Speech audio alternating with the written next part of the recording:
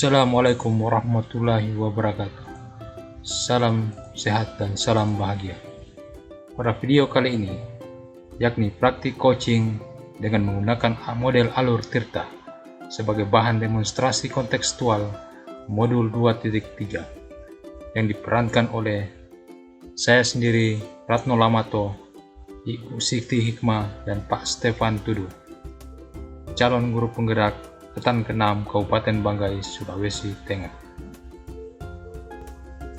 Lanjut kepada pengertian bahwa definisi coaching adalah bentuk kemitraan bersama klien atau coachee dengan proses memproduksi pemikiran atau menstimulasi dan memprovokasi pemikiran dan proses kreatif yang menginspirasi mereka dari dalam, memaksimalkan potensi pribadi dan profesional yang dimiliki.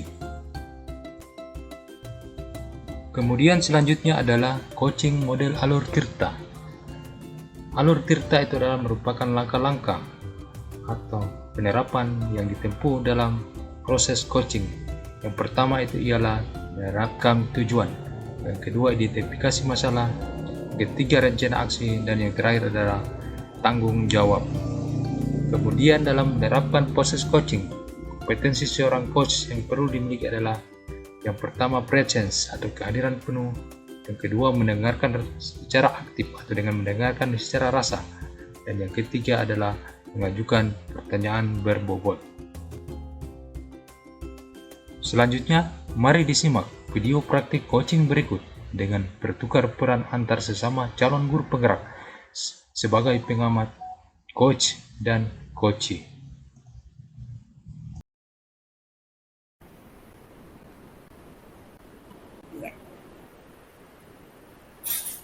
Semangat pagi Pak Stefan. Bolehkah saya meminta waktunya Pak? Saya mau bercerita nih tentang apa yang saya alami tadi ketika pelaksanaan supervisi oleh pengawas. Baik Bu, boleh sekali. Apa yang Ibu mau ceritakan tentang kejadian tadi pada saat Ibu disupervisi? Begini Pak, saya baru saja mendapatkan teguran dari kepala sekolah, ya, karena pengawas sekolah yang tadi melakukan supervisi saat mengajar, sepertinya keberatan saya mengajar tanpa menggunakan buku teks, begitu. Saya mengajar dengan memanfaatkan sumber-sumber belajar yang lainnya. Ketika diingatkan oleh pengawas itu, saya menyampaikan jika saya tetap mengacu begitu ya pada kurikulum tersebut, walaupun saya tidak menggunakan buku teks tersebut. Sehingganya pengawas sepertinya tampak tersinggung dan memberikan laporan ini kepada kepala sekolah saya. Oh iya Bu, jadi Ibu mendapat teguran dari kepala sekolah karena kepala sekolah mendapat laporan dari pengawas bahwa Ibu tidak mengindahkan masukan pengawas, tetap menggunakan buku teks dalam mengajar.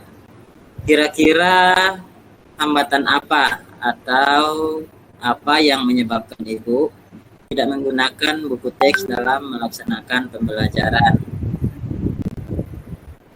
Begini Pak, soalnya saya berpikir bahwa saya sudah terbiasa mengajar dengan cara tersebut dan materi yang saya ajarkan sudah saya kuasai Pak.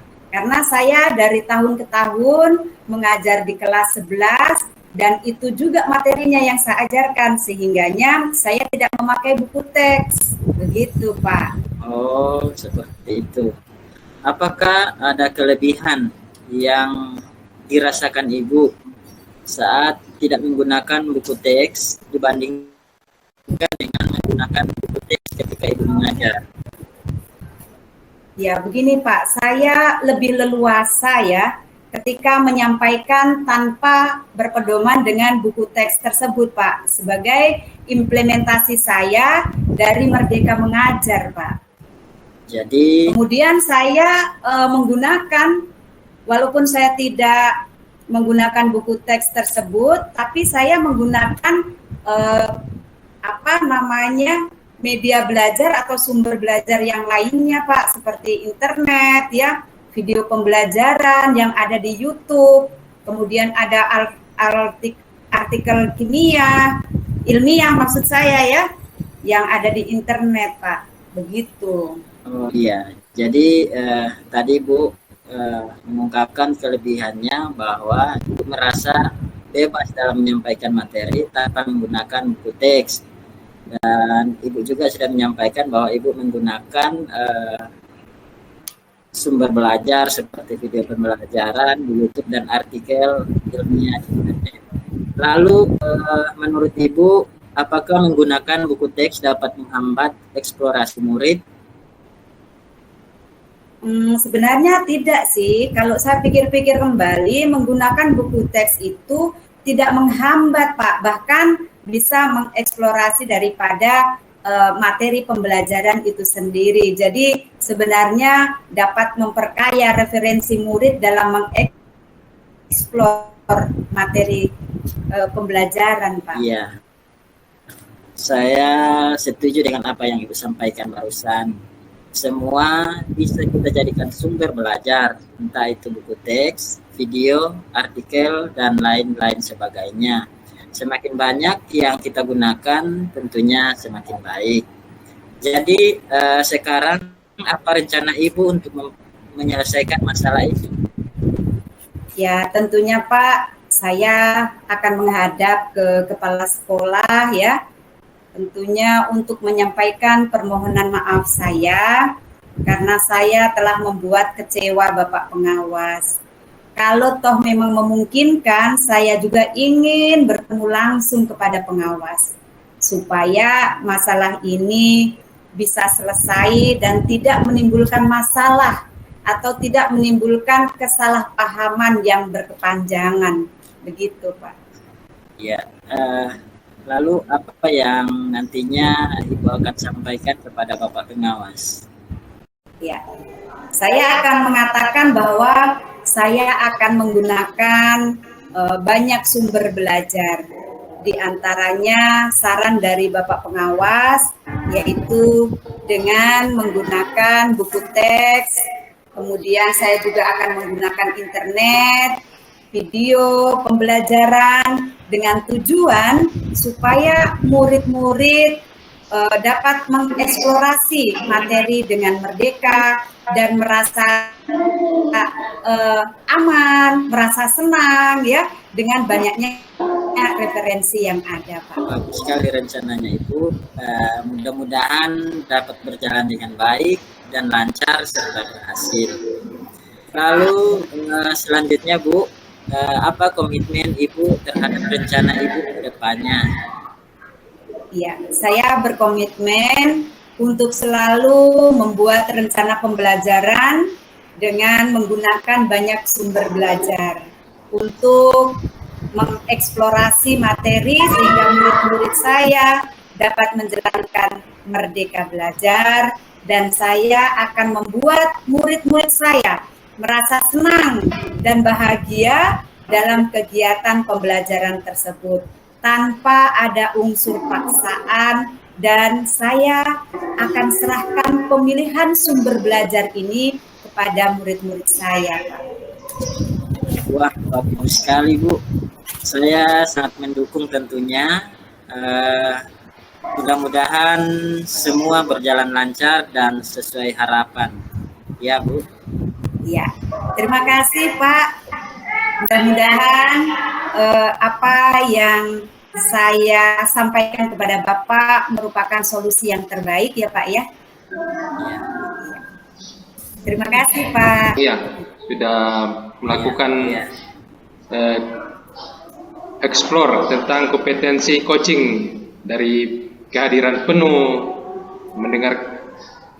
mendengarkan aktif, kemudian Yang terpenting adalah mengajukan pertanyaan bobot sehingga Koci Ibu Hikmah sudah mengeksplor juga jawaban-jawaban yang memungkinkan untuk memecahkan permasalahan sendiri.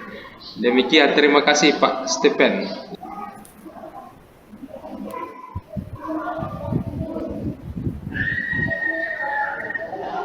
Selamat pagi Ibu Hikmah. Selamat pagi Pak Ratno. Assalamualaikum Bu. Bolehkah saya meminta waktunya sebentar Bu? Saya mau ada yang bercerita sedikit tentang apa yang saya rasakan atau alami beberapa hari ini Bu. Oh baik. Kira-kira apa yang mau diceritakan kepada saya Pak Ratno? Begini Bu, akhir-akhir ini saya merasa murid-murid di kelas yang saya ajar Bu ya, kurang antusias dalam menerima pembelajaran dari saya. Selain itu jumlah murid-murid saya itu yang mengerjakan tugas sepertinya hanya kecil Bu, kurang dari 50% kira-kira Bu tiap kelas. Begitu Bu. Oh begitu ya Pak Ratno. Iya. Ternyata menurut Pak Ratno ini anak-anak kita ini ya dari penyampaian nanti kita dalam obrolan ini apa yang diharapkan dari Pak Ratno? Tentunya Bu, saya mengharapkan dari percakapan pagi ini tentunya adalah solusi permasalahan yang tentang antusiasme murid-murid yang saya ajar Bu, begitu. Oh ya baik, mudah-mudahan ya harapan kita nanti insya Allah akan tercapai. Terus Pak Ratno, kira-kira hal apa saja yang membuat murid-murid Bapak itu seperti yang Bapak katakan itu kok kurang antusias ya dalam pembelajaran? Bahkan Bapak katakan kurang dari 50%. Sebenarnya ada hal apa Pak ini? Kalau saya ingat-ingat Bu, hal yang menyebabkan murid-murid kurang antusias dalam menerima pembelajaran dari saya, itu yang pertama pembelajaran saya sepertinya sedikit membosankan, mungkin ya terlalu monoton. Mungkin bisa kita ketahui kalau sering banyak bercerita atau ceramah, mungkin anak-anak kan tentunya bosan akan hal itu. Mungkin juga terlalu dominannya saya untuk berbicara, bercerita di depan-depan murid saya, yang saya tidak memberikan kesempatan bagi murid itu yang mungkin kesalahan saya bisa akui Bu, untuk mengeksplorasi mereka untuk berpendapat sendiri. Kira-kira begitu Bu, menjadi kendala saya. Oh begitu Pak. Nah, kira-kira apa saja yang dapat membuat murid Bapak itu antusias dalam pembelajarannya Bapak, khususnya di bidang pelajaran bahasa Indonesia ya Pak? Iya. Menurut saya Bu, murid-murid pasti itu seperti yang kita ketahui bersama menginginkan ya pembelajaran yang asik, tidak monoton, kemudian tentunya tidak membosankan. Nah, itu yang mungkin. Nah, ini saya juga sependapat dengan Pak Ratno. Memang kalau kita mengajar Pak, supaya bagaimana ya asik dalam pembelajaran ya, tidak monoton, kalau perlu ada speakingnya supaya anak-anak kita itu tidak bosan. Nah, sekarang menurut pendapat Bapak, apa saja yang bisa membuat murid-murid kita itu supaya dia senang dalam pembelajaran, kemudian dia nyaman, dia asik dan tidak bosan dalam pembelajarannya Bapak pada saat pembelajaran tersebut? Ya, baik, menurut saya Bu, pembelajaran harus pada intinya terpusat pada murid. Murid diminta untuk aktif dalam pembelajaran tentunya. Kemudian adanya ice breaking yang Ibu sampaikan tadi atau game, memang supaya pembelajaran itu lebih menarik tentunya, kemudian meningkatkan daya nalar berpikir mereka, kreativitas mereka, itu yang menjadi kekeliruan saya juga Bu. Iya, ini sangat menarik ya. bahwa dalam pembelajaran itu yang seperti Bapak katakan nanti akan ada game ya, Iya. itu ice breaking, tentunya anak-anak kita akan merasa senang. Nah, lalu bagaimana Pak mengenai tugas yang diberikan kepada murid-murid Bapak? Apakah penyebabnya sehingga kurang antusias dalam pengumpulan tugas tersebut? Iya Bu, kemungkinan ya karena tugas saya terlalu banyak ya, dan berisi banyak pertanyaan-pertanyaan yang mungkin di luar daya nalar berpikir mereka, tanpa saya memberikan sumber belajar yang beragam dan tentunya yang pembelajaran mengasihkan itu terus terang tidak. Tahu Pak Ratno menggunakan sumber belajar apa saja di kelas Pak? Buku teks yang ada pada perpustakaan Bu, referensinya di perpustakaan. Oh iya baik. Adakah sumber belajar selain buku teks? Ya saya pikir banyak Bu, sumber belajar seperti video YouTube, artikel di blog atau tulisan-tulisan ilmiah di internet kan bisa menjadi referensi, atau bisa juga kita menggunakan aplikasi yang sedang tren ya Bu, seperti saat ini. Tentunya itu kan banyak macam hal seperti TikTok atau Reels di Instagram begitu Bu. Bagaimana kreativitas kita. Wah, betul sekali Bapak. Saya yakin sekali bila Bapak bisa menggunakan berbagai macam sumber belajar, pasti deh anak-anak kita ya antusias dalam pembelajaran, pasti mereka juga senang ya. Jadi sekarang apa rencana Bapak untuk menyelesaikan masalah ini? Yang pertama tentunya saya ingin merancang pembelajaran yang mengasihkan ya Bu ya, dengan menggunakan sumber belajar yang beragam yang tadi saya katakan, video YouTube, TikTok, kemudian Instagram dan lain sebagainya. Kemudian yang kedua Bu, saya akan memberikan tugas yang tidak terlalu banyak, mungkin pengalaman kemarin ya yang menjadi kekeliruan saya. Kemudian bentuk tugasnya juga disesuaikan dengan minat dan bakat masing-masing murid Bu. Istilahnya saya akan melaksanakan pembelajaran yang berdiferensiasi tentunya, sehingga tidak terkesan dipaksa, tetapi mereka memang senang mengerjakan tugasnya, misalnya menggunakan bentuk drama, lagu, puisi, pantun. Kemudian yang menarik adalah laporan berbentuk digital, dengan itu menarik perhatian mereka. Ya, luar biasa ya rencana Bapak, mudah-mudahan sukses ya Pak ya. Pembelajaran Bapak kedepannya mudah-mudahan akan lebih baik dari yang sekarang. Nah sekarang Pak, kira-kira komitmen Bapak terhadap rencana Bapak itu apa? Gini Bu, saya berkomitmen untuk selalu membuat rencana pembelajaran yang mengasihkan, tentunya menggunakan banyak sumber yang tadi saya sampaikan untuk mengeksplorasi materi, sehingga murid-murid yang dapat menjalankan yang namanya merdeka belajar seperti apa yang kita harapkan bersama Bu ya. Dan saya akan membuat murid-murid saya senang dalam kegiatan eksplorasi materi tanpa ada unsur paksaan. Bagaimana mereka dapat sendirinya antusias dari diri mereka sendiri untuk ketertarikan pada pelajaran saya, dan akan saya serahkan pemilihan sumber belajar kembali kepada murid-murid saya Bu, begitu. Wah, bagus sekali Bapak. Saya sangat mendukung. Luar biasa ya komitmen Bapak. Mudah-mudahan semua berjalan lancar dan sesuai harapan ya Pak ya. Ya, amin amin. Iya. Ya, terima kasih Bu Hikmah atas waktunya untuk sharing. Saya merasa lega pada pagi ini. Mudah-mudahan kita semua bisa menjadi guru yang dirindukan oleh murid-murid kita ya Bu ya. Ya, amin. Allahumma amin. Mudah-mudahan ya harapan kita sama semuanya bisa anak-anak kita menjadi anak-anak yang bermanfaat untuk dirinya dan orang lain ya. Ya, baik. Terima kasih Pak Ratno. Ya. Jadi, baik, luar biasa dialog yang barusan Ibu Hikmah dan Pak Ratno lakukan ya. Kalau dilihat memang sudah mengikuti alur tirta ya.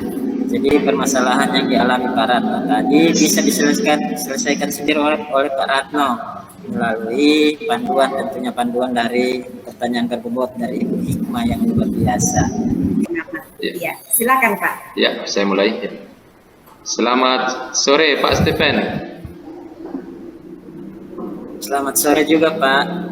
Ya, terima kasih ya Pak sudah meluangkan waktunya sore ini. Kita coaching sebentar ya. Iya Pak, iya.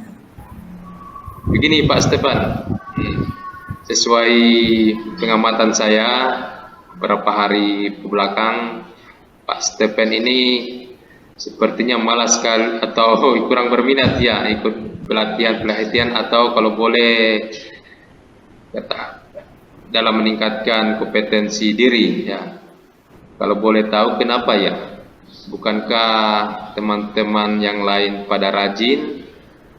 Tinggal Bapak saja ini yang santai sekali. Mungkin Bapak bisa bercerita supaya bagaimana mendapatkan solusi terbaik. Iya, jadi begini Pak Katno. Bukannya saya malas, tetapi banyak sekali pekerjaan di rumah yang harus saya selesaikan. Itu Pak yang menjadi alasan saya. Kenapa saya jarang sekali mengikuti kegiatan-kegiatan pelatihan-pelatihan. Oh gitu ya, mungkin pekerjaan rumah ya. Kalau soal pekerjaan rumah itu saya rasa semua saya kira sama saja Pak. Tidak bisa menjadi tolak ukur sebuah alasan. Sebenarnya ada alasan lain juga Pak. Saya itu malas ikut pelatihan online begitu karena saya tidak ahli di dalamnya. Sebentar-sebentar lain materinya, besok lain lagi. Saya itu sebenarnya mau fokus di satu hal saja Pak. Oh begitu ya Pak. Baik Pak, sekarang ini kan perkembangan teknologi seperti yang kita ketahui bersama luar biasa pesatnya ya. Setiap detik berkembang terus.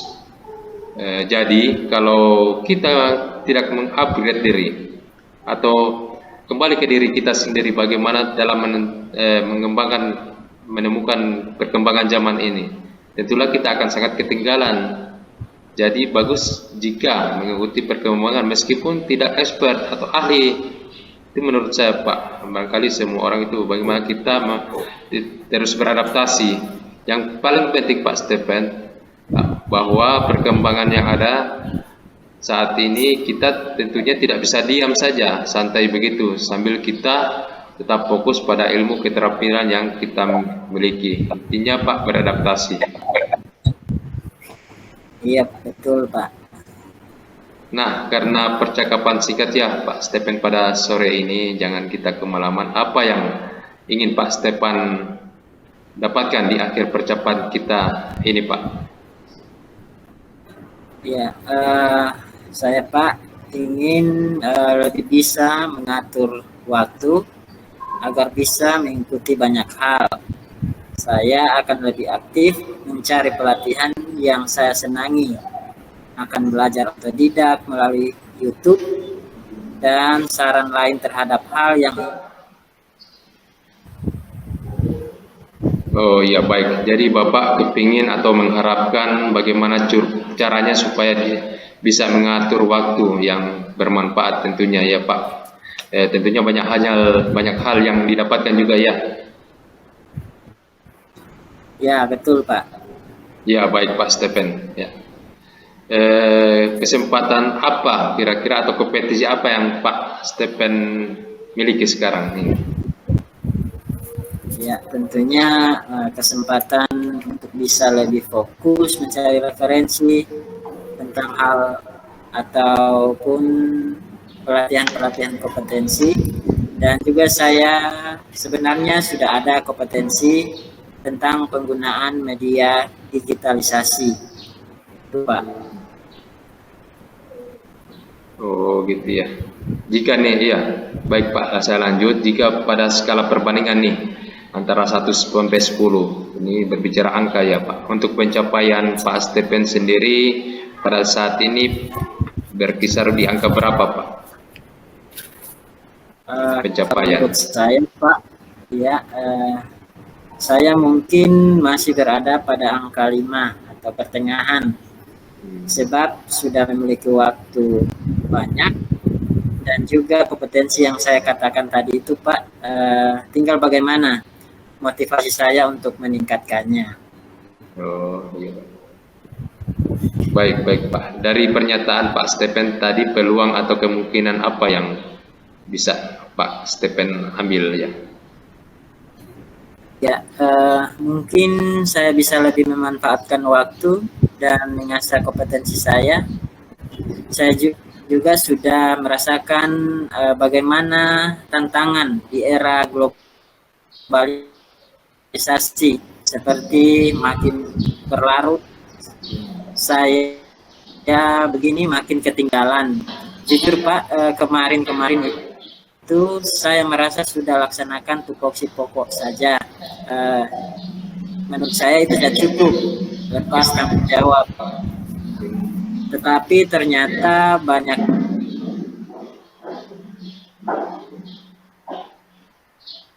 saya ke depan dan anak didik tentunya lebih baik lagi Pak. Iya baik Pak. Nah tentunya dengan keinginan Bapak tadi itu pasti akan mendapatkan tantangan ya atau hambatan ketika Bapak mengimplementasikan semuanya itu. Nah ketika Bapak ingin berbuat lebih atau mengejar ketertinggalan itu cepat mencapai tujuan, bagaimana sikap Bapak? Maksudnya sikap ketika menghadapi hambatan-hambatan yang ada untuk mencapai tujuan yang Bapak harapkan.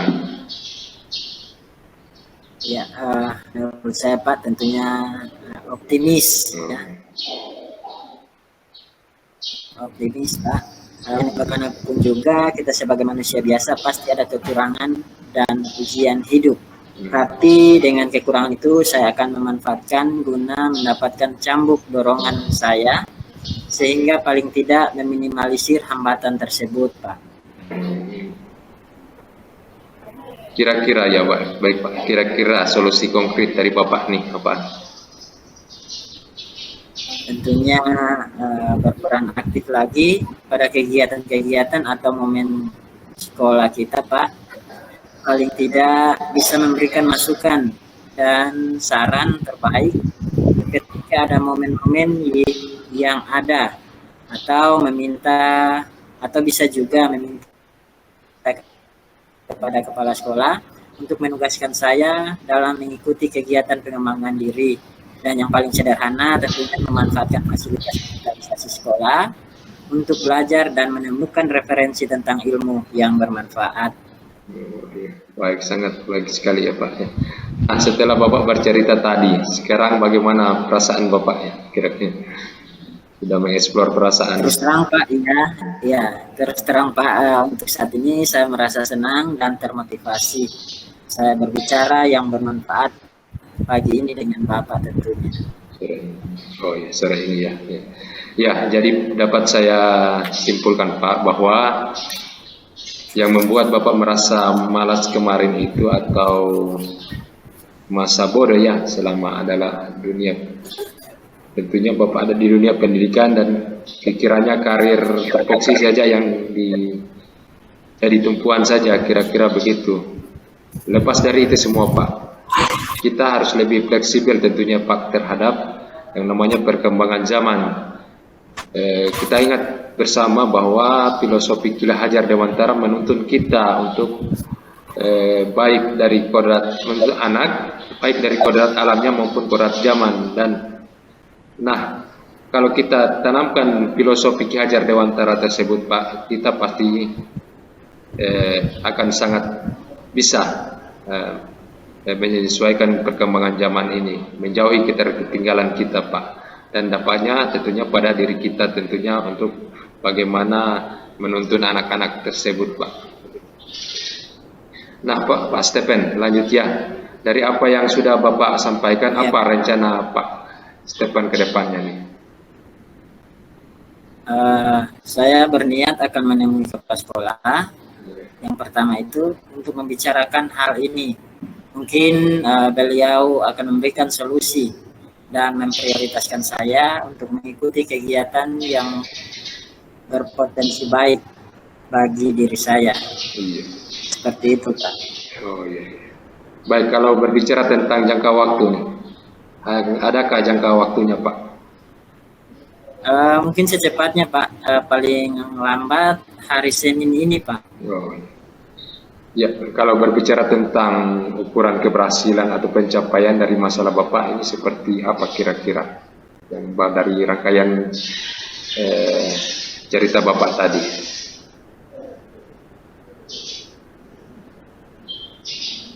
Pencapaian dari masalah ini ketika dapat memahami diri sendiri, akan keegoisan diri, mengikuti pendapat pribadi saya sendiri.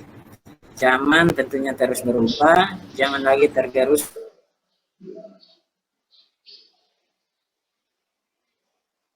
perkembangan zaman yang semakin modern ini.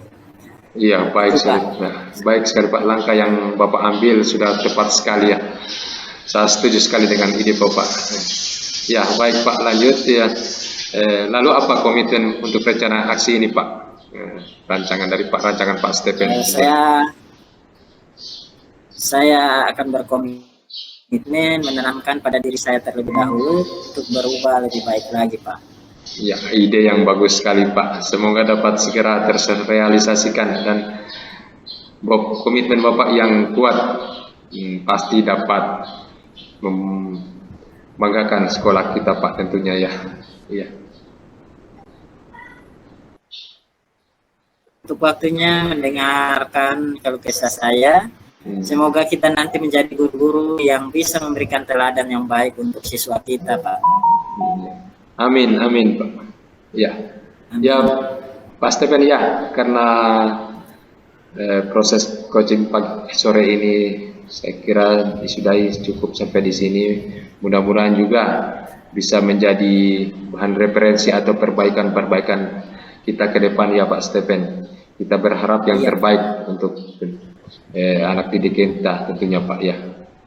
Baik Pak Stephen, terima kasih juga waktunya sudah bercerita.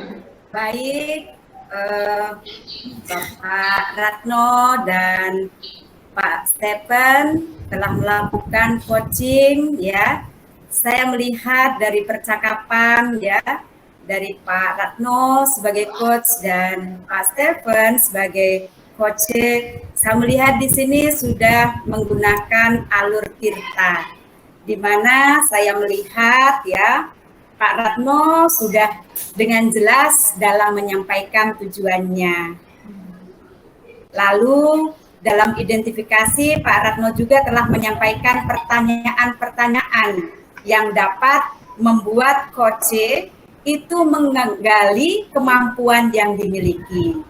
Kemudian dalam rencana aksinya ternyata Pak Ratno juga mampu memberikan pertanyaan-pertanyaan sehingga coach mengutarakan rencana yang akan dilakukan. Dan yang paling terakhir, dalam tanggung jawab Pak Ratno telah memberikan pertanyaan dan umpan balik mengenai rencana aksi coach ya, untuk ya rencana aksi dari Pak Stephen untuk mengatasi masalahnya sendiri. Jadi hasil pengamatan saya seperti itu, mudah-mudahan kita semua menjadi guru-guru yang hebat, yang luar biasa, dan insya Allah dirindukan oleh murid-murid kita semuanya. Amin, amin, amin. Sekian. Assalamualaikum warahmatullahi wabarakatuh. Semangat pagi. Waalaikumsalam warahmatullahi wabarakatuh. Wassalamualaikum warahmatullahi wabarakatuh. Terima kasih dan salam guru penggerak, tergerak, bergerak, dan menggerakkan.